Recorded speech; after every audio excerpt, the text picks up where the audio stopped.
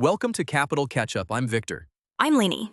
Today we're sifting through a raft of recent legislative actions, nominations, and floor activity from the 119th Congress. Let's start with the bills that have been introduced. In the House, 7 measures appeared. House Bill 7846 is the HALO Act. The full text is available on congress.gov for those who want to see the details. House Bill 7817 carries the title No Federal Tax Dollars for Illegal Aliens. Health Insurance Act of 2026. The wording suggests it would prohibit using federal funds to provide health insurance to individuals who are not lawfully present in the United States. House Bill 7845 is the DROUGHT Act of 2026.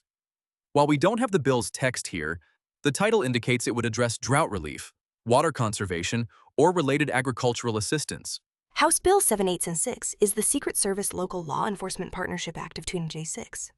That title points to a measure aimed at strengthening coordination between the Secret Service and local police agencies. House Bill 7867 is the Infant Formula Safety Modernization Act of 2026. The name implies updates to safety standards, inspection protocols, or reporting requirements for infant formula sold in the U.S. House Bill 2474 is the Expanding Appalachia's Broadband Access Act. As the title suggests, it likely seeks to expand high-speed internet infrastructure in the Appalachian region. Finally, House Bill 6267 is the Aviation Supply Chain Safety and Security Digitization Act of 2025. Despite the 2025 designation, it was introduced in the current Congress and appears focused on modernizing tracking and security for aviation parts and components. Moving to the Senate, we have 8 bills.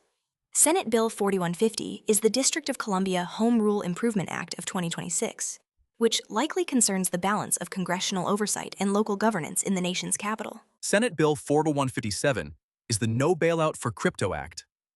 The title indicates an effort to prevent federal financial assistance to cryptocurrency-related businesses or ventures. Senate Bill 4156 is the Games Act.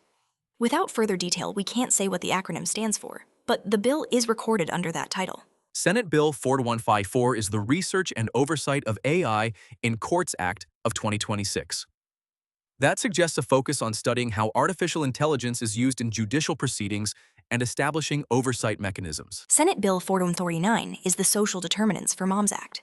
The title points to legislation aimed at addressing factors like housing, nutrition, and income that affect maternal health outcomes. Senate Bill 4152 is the Fertilizer Transparency Act of 2026, which likely would require clearer labeling or reporting of fertilizer composition.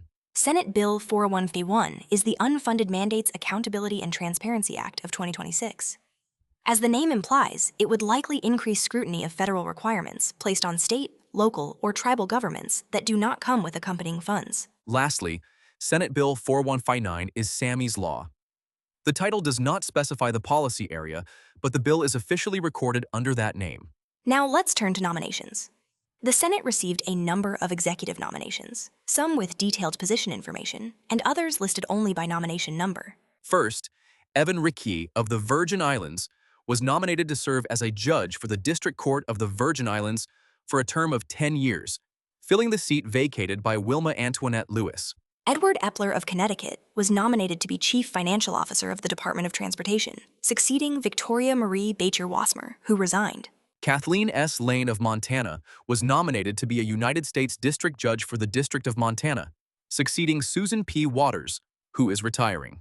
Cara Marie Westerkamp of Virginia was nominated to serve as a judge of the United States Court of International Trade, filling the vacancy left by Stephen A. Vaden's resignation. Sharia Alkins Clark of South Carolina was nominated to be a United States District Judge for the District of South Carolina, succeeding Robert Bryan Harwell, who retired.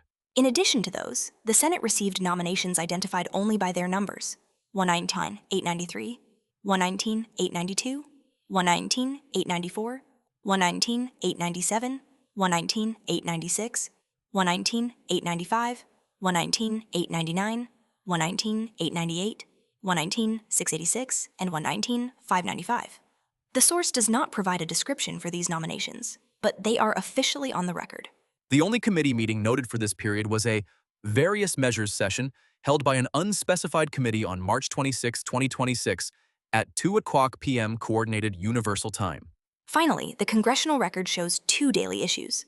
Volume 172, number 55, dated March 24, 2026, and Volume 172, Number 56, dated March 25, 2026.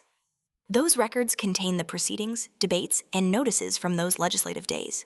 To sum up what listeners should keep an eye on, the House's focus on health-related funding restrictions, drought response, and infant formula safety, the Senate's attention to D.C. home rule, cryptocurrency oversight, AI in the courts, maternal health, fertilizer labeling, and unfunded mandates.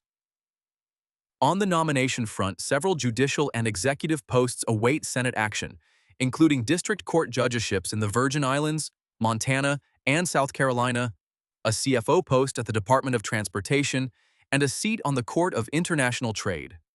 And of course, the full text of every bill and the details of each nomination are available through the links we've referenced. That's all for today's Capital Catch-Up. Thanks for joining us and stay informed. Both. Bye.